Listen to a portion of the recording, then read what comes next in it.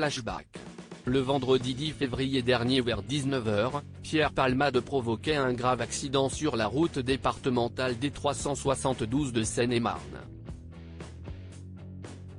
Testé positif à la cocaïne, le comédien a percuté un véhicule. En plus du conducteur, 2 passagers se trouvaient à bord. De nombreuses célébrités ayant connu de près ou de loin l'humoriste se sont exprimées à son sujet, à commencer par Patrick Sébastien. Dans son dernier ouvrage La Nostalgie, dans lequel il revient, avec verve et sensibilité, sur les 100 vies passionnantes qu'il a vécues, Patrick Sébastien a évoqué l'affaire Palmade. Et le moins que l'on puisse dire, c'est qu'il n'a pas hésité à charger l'humoriste. Selon lui, le mal-être n'est pas une excuse. Les avocats de sa défense mettent son dérapage sur le compte de son addiction. Encore une fois victime avant d'être coupable. Mais cette addiction a été choisie. La recherche des plaisirs extrêmes n'était pas une malédiction. Elle a été voulue. En toute connaissance de cause, sans aucune prise en compte des conséquences. A-t-il expliqué dans son livre. Avant d'ajouter, pour moi, malgré l'amitié que je lui porte, les circonstances ne sont pas atténuantes, elles sont aggravantes. Pierre Palmade, Muriel Robin, Michel Larocque, Véronique Sanson.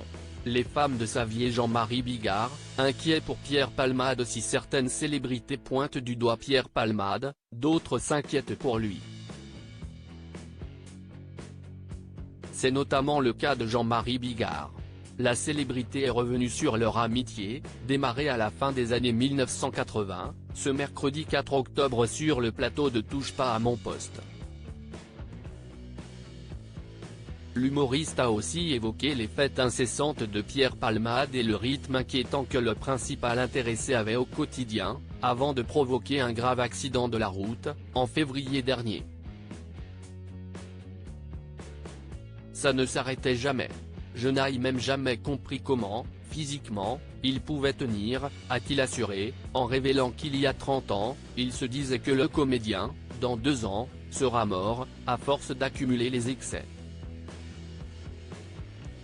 Crédit photo, Cédric Perrin.